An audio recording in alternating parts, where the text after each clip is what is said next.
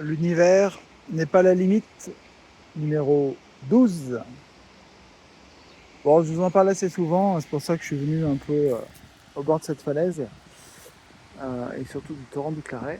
Je vous ai souvent parlé de cet endroit, j'ai des articles de blog, et c'est ce que j'observe depuis 2018.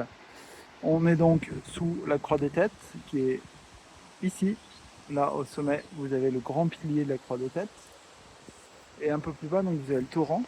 Et dans la partie basse du torrent, comme vous pouvez voir, là, il y a un immense éboulement. Plusieurs millions de mètres cubes, sans doute. On voyait la cascade juste derrière avant. Maintenant, on la voit quasiment plus. Et donc, c'est toute cette partie-là,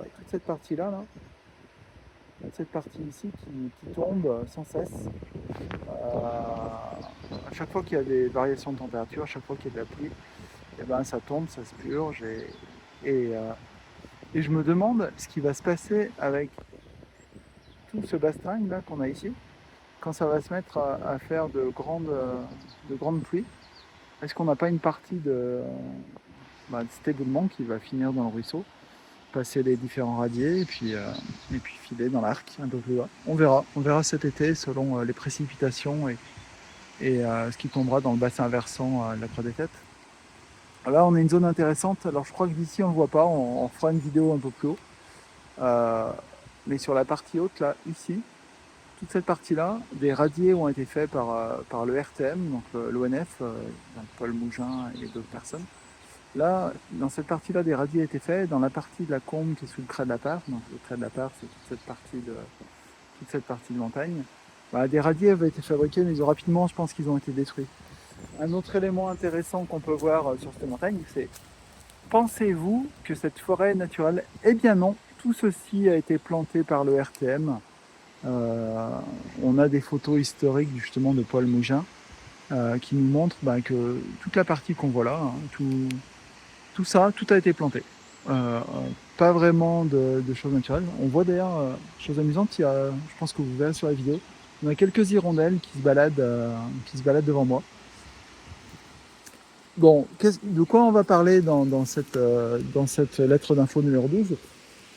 Je dirais qu'on va parler des choses habituelles, des sujets qui me passionnent en ce moment. C'est ce climat un peu bizarroïde dans lequel nous vivons. Je ne sais pas si on le voit sur l'image, mais pas mal de fraîcheur. J'ai commencé à regarder un peu comment fonctionnait AMOC, le courant qui permet de réguler le climat à travers des échanges de chaleur et de salinité, eau douce, eau salée dans les océans. Bon, il semblerait qu'il y a un petit début de ralentissement de ce courant marin. Donc on va encore vivre des écarts de température encore plus marqués.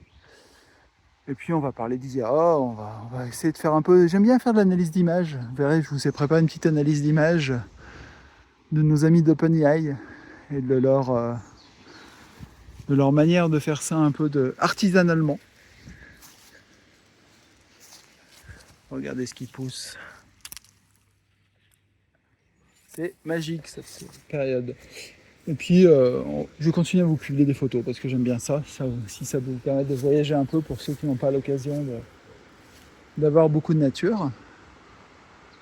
Donc on est en route vers cette 12e lettre. Merci encore de me suivre. N'hésitez pas à commenter, à m'appeler, à me proposer des balades. Comme ça, on pourra discuter un peu de tout ça. Et essayer de prendre un peu de recul avec ces écrans. Même si je vous envoie tous ces messages via écran, je vous invite à faire ce que je fais là. Marcher. Et puis respirer. Voilà ce qui est le plus important, je pense, dans ce beau monde. Eh bien, bonne lecture. Merci.